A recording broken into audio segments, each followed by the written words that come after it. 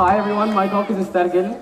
I'm going to start off with a few questions. First of all, I want to ask you, hands up if you've ever asked a boy to stop crying because boys don't cry. Don't be afraid. Second question, I want to ask you, have you ever asked someone that you something like a girl? Do something like a girl, like you do something like a girl, you walk like a girl, talk like a girl, throw like a girl. The last question is, have you ever asked a guy to man up with Estargel? Okay. So I see that most of you here see that these stereotypes, which have unfortunately been around for way too long, are wrong, which is a good sign. But to the rest of you who don't find an issue with these stereotypes, what I want to ask you is why.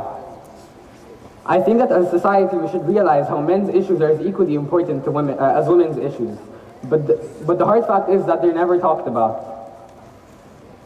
Just imagine a teenage boy dealing with depression, having to live everyday life, facing the struggles such as having to act a certain way and being expected to live up to that certain expectation every single day.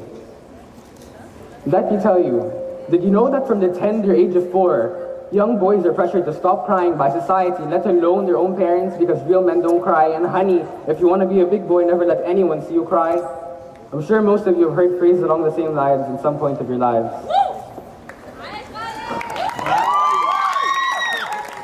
I was looking up clips of men and women crying for this talk. Obviously, I wasn't looking up clips of men and women crying in my own free time. But the shocking thing I found out was when I was looking for the men's clips, they were just videos of the same man crying uncontrollably, who obviously turned into a meme. But the women's videos were videos of women who showed genuine emotion on the internet for everyone to see. So it's crazy to me how these stereotypes have come to an extent where men's emotions have become a matter of comedy. Researchers have shown in a study in 2013 that boys are far less likely to cry than girls at the ending stages of adolescence due to these stereotypes. Because crying is crying is a sign of weakness, and weakness is shameful. So they're forced to swallow their tears. So along with crying, there comes many other hilarious standards which boys are expected to not do as well as keep up to. I came across this list called the 10 Commandments of Men, which funnily enough came as part of one of the God-sent religions. This list also said that men should subdue their emotions, take charge, and speak their minds boldly regardless of the consequences, which obviously results in concepts such as masculine entitlement and mansplaining, which for those of you who don't know, it's when a man decides to start explaining something, generally to a woman, in a condescending and patronizing way, which I just did. But other than these results, there are other examples such as color, pink for girls, blue for boys, confidence, superiority, being a gentleman, and many more. But the whole pink and blue thing didn't start out the way we all thought it did. Not long ago in the mid-19th century, all babies, boys and girls, pranced around in white frilly dresses because apparently it was more practical to the whole babies wearing diapers thing. But when the commercial market came out of these pink and blue onesies, the pink was originally for boys because pink was a strong and decided color, while blue was for girls because it was soft and delicate.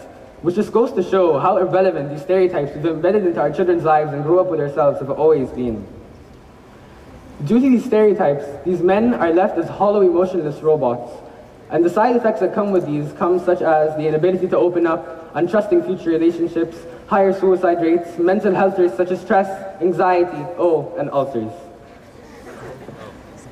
And because men have never learned how to let out these emotions or found an outlet to do so, this led to outbursts of angry, temperamental, and angsty men, which is why depression is a factor discovered way later on in men's lives. If you think about it, we're all just soda bottles. If you shake us up for long enough, we're bound to erupt into a volcano of spewing fluid everywhere. But all this could be avoided if we just realize how silly these stereotypes have always been. If you look up the dictionary term for masculinity, it's just the possession of having those qualities associated with being a man, but no actual qualities are mentioned because they cannot be. I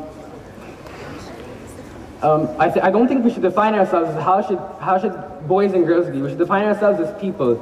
We should teach our kids how to be good as people, not by their genders. And then comes the topic which goes by completely unnoticed, the language we use. No one really ever thinks about how when we cheer on a girl, we say Aish instead of Aishit, which means he lived, and ya wahsh, ya gamid, you're the man, you're the beast. And when men get called things like, oh, you princess, you precious, you're a little drama queen, they get so insulted that their masculinity has been challenged by what society has deemed to be a masculine or a feminine phrase. So the message I'm trying to send out now is that we shouldn't teach our kids to define themselves as man or woman. We should teach them to be good as people. I don't want you to impose your own expectations onto anyone else, because no one can be who you want them to be. You should all just be yourselves regardless of the stereotypes, as long as there's no harm done. I want to thank you all for listening to my talk, and I hope this changed your perspective on things.